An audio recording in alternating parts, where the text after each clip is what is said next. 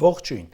Օրերս իմացանք, որ քաղաքացիներ դատի են տվել Նիկոլ Փաշինյանին նրա որոշ հայտարարություններ համարելով զրպարտիչ, վիրավորական։ Քիչ չեն դեպքերը իհարկե աշխարհում, երբ ղեկավարի էմոցիոնալ կամ սուր ռետորաբանությունը նրան հասցնում է դատարան։ Միացյալ Նահանգների նախագահ Թրամփը օրինակ պարբերաբար հայտնվում է դատարանում։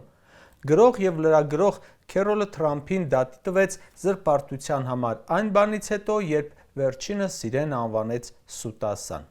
Թրամփը ճանաչվեց մեղավոր և պարտավորեցրեց դատարանը նրան վճարել մոտ $90 միլիոն։ Ռեալիթի շոուի նախկին մասնակիցը նույնպես դատի էր տվել և շահել։ Թուրքիայի նախագահ Էրդողանի դեմ տարբեր տարիներին քաղաքացիներ ներկայացրել են հայցեր, պնդելով, որ նրա հայտարարությունները վնասել են իրենց պատիվն ու արժանապատվությունը։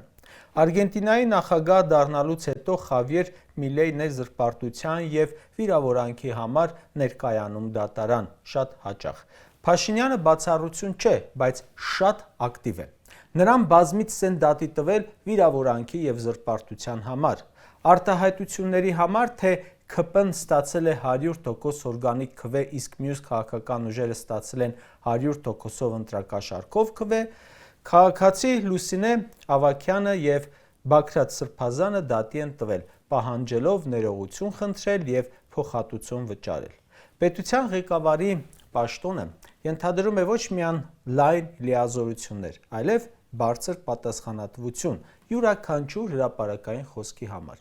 Նախագահի կամ վարչապետի յուրաքանչյուր հայտարարություն կարող է ազդել մարդկանց հեղինակության, բիզնեսի, քաղաքական գործընթացների և նույնիսկ հասարակության ընդհանուր մթնոլորտի վրա։ Առավել ևս բարձր պաշտոն զբաղեցնող անձինք սովորաբար ակնկալվում է, որ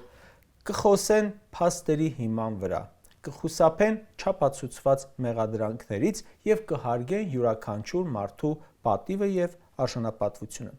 Եթե երկրի ղեկավարը իր խոսքում հաճախ օգտագործում է անձնական վիրավորանքներ, պիտակավորումներ, հնչեցնում է մեղադրանքներ, որոնք հետագայում վիճարկվում են դատարանում, դա կարող է ազդել հասարակության քաղաքական մշակույթի վրա։ Քաղաքացիները հաճախ են առաջնորդվում այն օրինակով, որը տալիս են երկրի բարձրագույն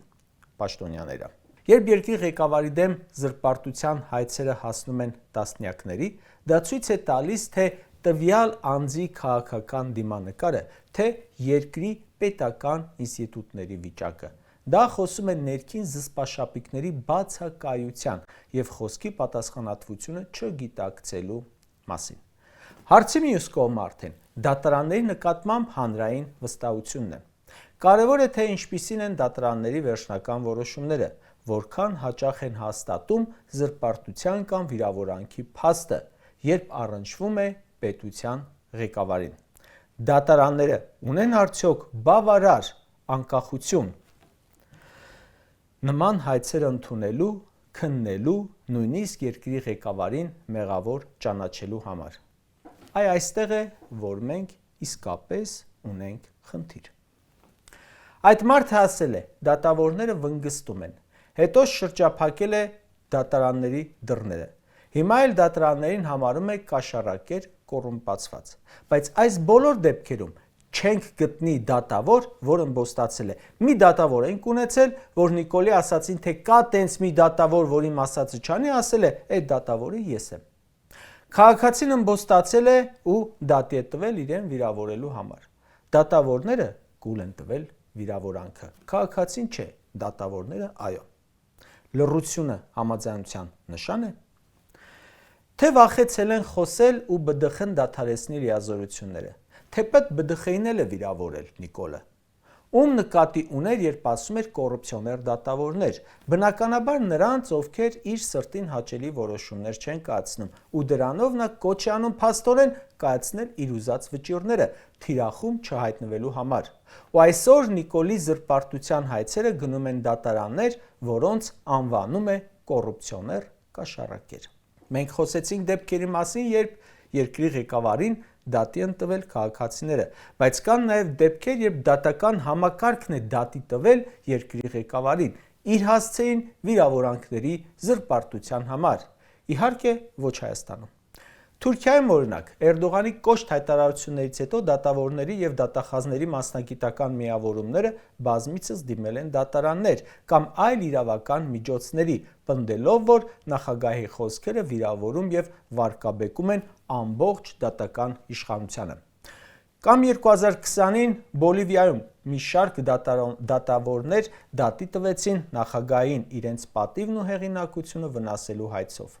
Երբ 2023-ին Քենիայի նախագահ Ռուտոն մեղադրեց որոշ դատավորների կոռուպցիայի մեջ, բազմաթիվ իրավաբաններ կազմակերպեցին բողոքի ակցիաներ։ Երբ Բերլուսկոնին վարչապետ էր, իտալացի մագիստրոսներ եւ դատավորների ասոցիացիաներ զրպարտության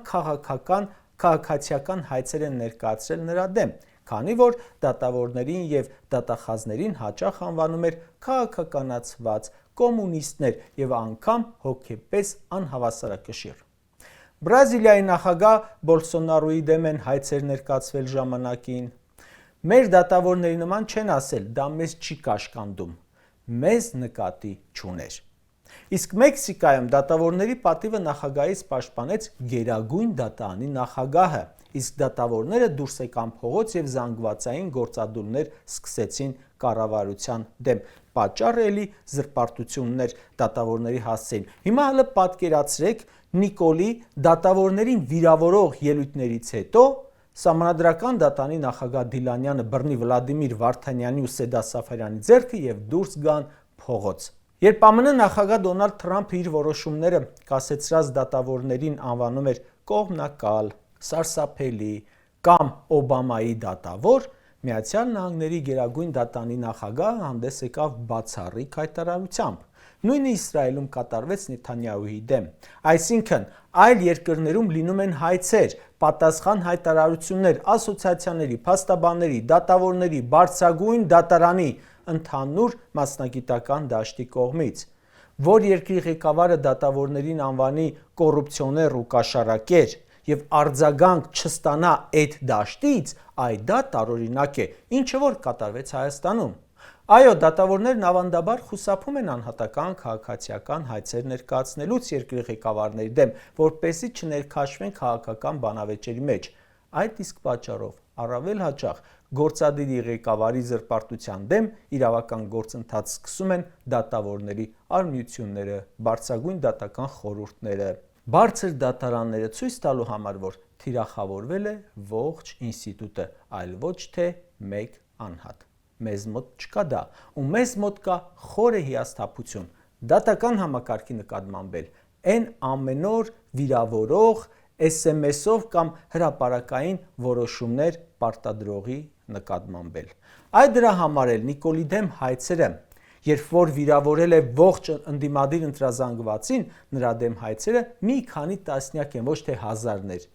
Իմ կարծիքով չեն վստահում դատական համակարգին։ Կարճ ասած, պետության ղեկավարի հեղինակությունը ձևավորվում է ոչ միայն նրա որոշումներով, այլև նրա խոսքով։ Մեր երկիրը ներկայացնողի մոտ չկա պատասխանատվություն ոչ մի բանի, նաև իր խոսքերի նկատմամբ։ Ղեկավարը, ով պարբերաբար զրպարտում է քաղաքացիներին կամ հակառակորդներին, թուլացնում է պետական ինստիտուտների հեղինակությունը, բարոյական իրավունք չունի ներկայացնելու ժողովրդին։ Նմանները ժամանակի ընթացքում իրենց ուրույն տեղն են գրավում պատմության ու քաղաքական աղբանոցներում։